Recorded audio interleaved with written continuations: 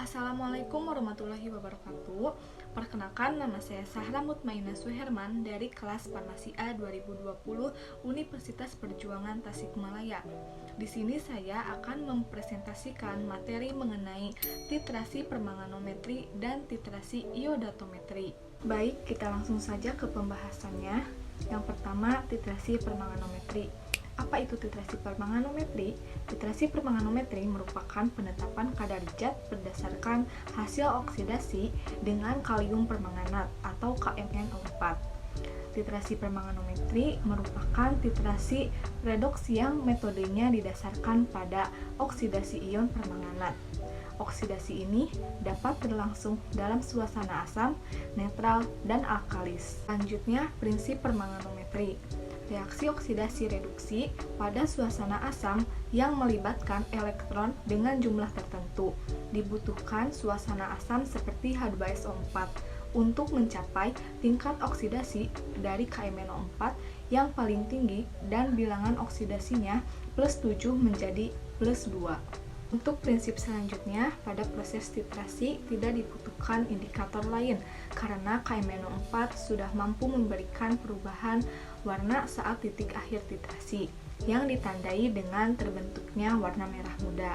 Selanjutnya, sifat KMnO4 ini dikenal dengan autoindikator. Selanjutnya ada larutan baku primer dari titrasi permanganometri.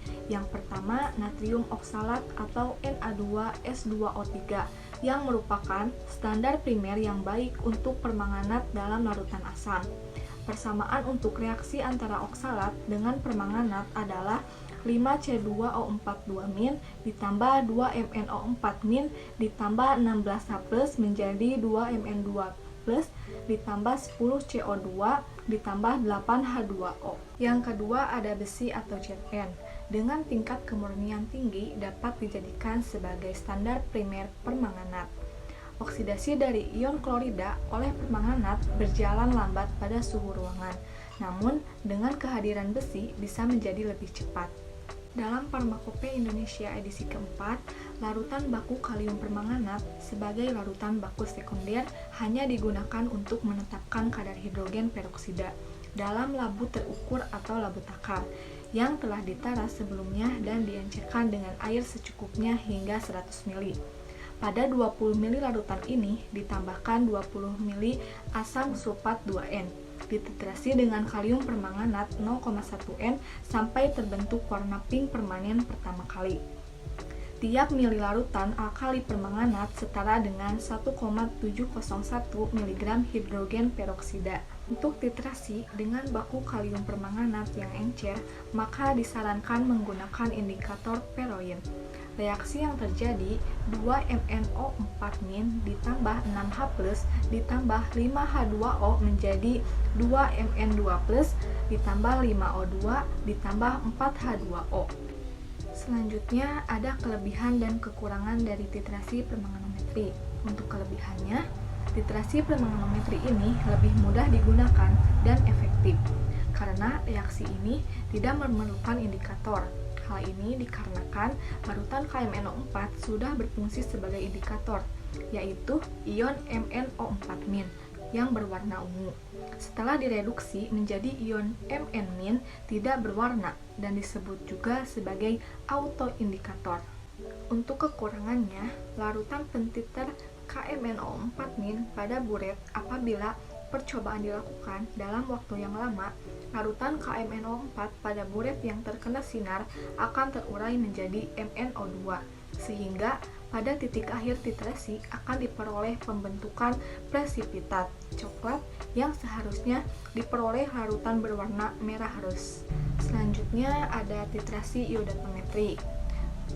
Apa itu titrasi iodatometri? Titrasi iodatometri merupakan titrasi yang dilakukan secara langsung dengan menggunakan larutan KiO3+. Iodat adalah oksidator yang lebih kuat daripada iodium. Reaksi oksidasinya berlangsung dalam suasana asam dan ion yang terbentuk ditunjukkan dengan indikator. Pada prosedur penentuan iodida menggunakan metode iodatometri. Titrasi ini dilakukan dalam suasana asam.